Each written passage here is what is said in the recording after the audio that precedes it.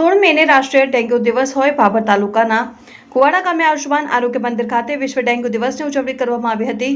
કુવાડા ગામમાં આરોગ્ય કેન્દ્રના તમામ staff, medical officer, RBSK medical officer, taluka health supervisor, PHC supervisor, lab tech, pharmacist, MPHW, FHW, CSO, CHO અને આશા worker દ્વારા કુવાડા ગામમાં રેલી યોજી ગ્રામજનોને પોસ્ટર દ્વારા ડેન્ગ્યુ વિશે માહિતી અને મચ્છરદાની વિશે લોકોને માહિતી આપવામાં આવી હતી।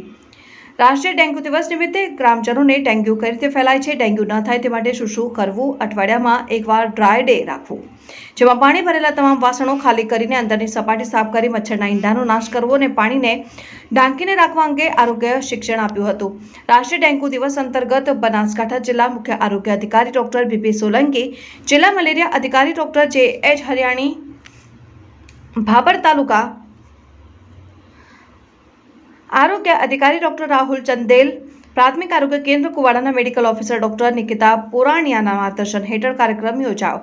કાર્યક્રમમાં તાલુકા હેલ્થ સુપરવાઇઝર અમૃતભાઈ પ્રજાપતિ અને PHC સુપરવાઇઝર ભીખાભાઈ પરમાર દ્વારા ડેન્ગ્યુ વિષયક માહિતી આપવામાં આવી હતી।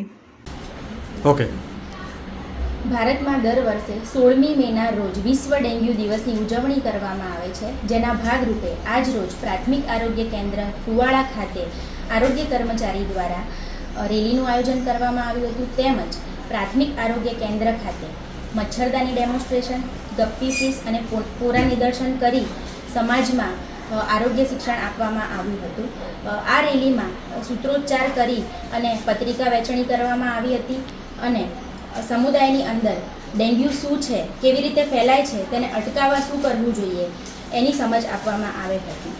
આ ન્યૂઝ ચેનલ દ્વારા હું સમુદાયમાં એક સંદેશ આપવા માંગુ છું કે ડેન્ગ્યુ નિયંત્રણ એ આપણી સૌની જવાબદારી છે અને આપણે સાથે મળી અને ડેન્ગ્યુને સમાપ્ત કરી શકીએ છીએ। આભાર।